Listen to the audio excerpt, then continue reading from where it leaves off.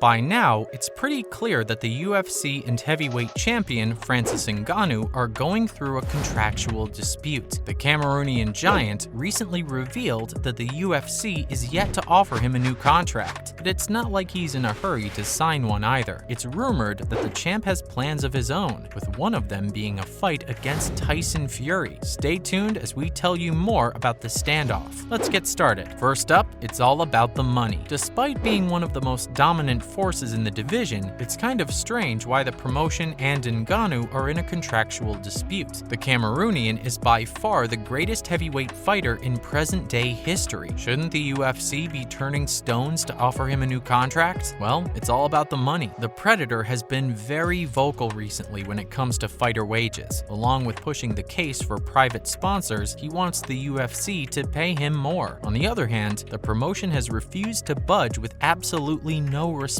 coming from their side. Now, we're not exactly sure what sort of money Francis is asking for, but if he's looking for Conor or Jones money, you should be bringing the same level of business, right? You can't expect a huge payout if you're not bringing in enough money to the business. But even if we look at that bit on its own, it's not like he isn't an entertaining fighter or something. He has an entire nation behind him, and maybe if the UFC was a bit more active in terms of scheduling a fight in his home city, they could actually get their money's worth from the fighter. So at the end of the day, we think both parties should be willing to sit down and discuss things at length. The last thing we want is to say goodbye to such a monstrous character just because the promotion didn't offer him enough money. Next, who has the most bargaining power here? Whether you like it or not, it'll be Ngannou who will shatter our dreams, and not Dana or the UFC. See, leave or stay, it's a win-win situation for Francis Ngannou. Either the UFC will offer him a massive contract, forcing the Predator to leave all his baggage at the door, or he'll just go fight Tyson Fury for the biggest check of his career. And trust us when we tell you this, that fight will happen. Sure, you might not enjoy seeing a mixed martial artist trying to box, but it is what it is. Dana and Conor teamed up pretty well to see a massive payday when the Irishman took on Floyd Money Mayweather. Even Kamaru Usman has hinted multiple times that he's interested in stepping over to the boxing world to take on the legendary Canelo. So it isn't like these guys enjoy boxing or something. Sure, they might be excellent strikers, but 9 times out of 10, they're going to lose. It's all about the money. And since Francis and the UFC are in the middle of a standoff because of the money, we think the Cameroonian holds all the bargaining power here. If he leaves the promotion, Dana gets all the blame for not offering him enough money and chickening out once again on the whole fighter wages issue. He goes on to fight Tyson Fury, minting an easy 20 to 30 million in one fight, and enjoys retirement on a beach. A win-win. Moving on, nobody is bigger than the company. Honestly speaking, we don't really know what to say here. You could argue all day that no one is bigger than the company, but is that really true? We don't want to take names, but there are a lot of fighters who've received special treatment from Dana, and we're also seeing a really mixed response from fans about Ngannou's statement of not being in a rush. Is he bigger than the company? Should the UFC just strip him of his title and let him go dance in the boxing ring? That's what the fans think. But still, it's not what everybody thinks. Some people are still citing how the UFC let Conor go box Floyd, with Dana being part of the promotion. But then again, no one brings business like the Irishman. He's a champion though. The UFC should respect its champions. And if Ngannou is really an asset to the company, then offering a few extra millions shouldn't be that big of an issue, considering how much they're already bringing in. Now for tasting free agency. The champ is currently out of the game rehabbing an injured knee. He only has one fight left on his contract, and if you ask us, it's probably going to be his last. Now, there haven't really been a lot of exciting additions to the heavyweight division, so the UFC definitely needs to up their game, and losing another fighter like Francis Ngannou is significantly going to change the dynamics of this division. But anyway, it's not like boxing Fury is the only option Ngannou has. Once he's fought out of his contract, he's officially going to be a free agent. He could go fight anywhere in the world, and we're 100% sure fighting promotions would be running left and right to get him on board. So yeah, this this is just our opinion, but we think it's time to say bye to the UFC legend. His next time inside the cage will probably be his last. Time for some more on the UFC. Up next, sit down Luke. Luke Rockhold is a really good promoter. We'll give him that much. Even after coming back to the UFC after a 3-year break to fight Paulo Costa, he did an exceptional job at creating hype and making headlines. He might have lost the fight, but it was still nice to see him call out a reporter for not doing his homework, and even blast Dana on multiple occasions about issues in the UFC. But after he got his back handed to him by the Brazilian, Luke announced that he's done. He doesn't have it in him anymore to go out and fight, which, to be honest, is perfectly alright. We actually think it's pretty good he understands it's time to hang up the gloves before doing more damage to himself. But what we don't understand is why he's indicating a possible return if Alex defeats Adesanya to win the middleweight title. First of all, what makes him think he'll get a title shot just like that? And secondly, Alex versus Luke? Yeah, not a fight we'd like to watch. The last thing we want to see is Luke getting butchered by another Brazilian. Just sit down, Luke. Enjoy retirement. Following up with Mark Zuckerberg's money. When you're one of the richest people on earth, you can have things your way. And since Mark Zuckerberg is quite the MMA fan himself, there's rumors going around that he rented out next Saturday's UFC Fight Night event. Dana was quick to tweet and say all the news about Mark renting out the Apex facility is nothing but bull.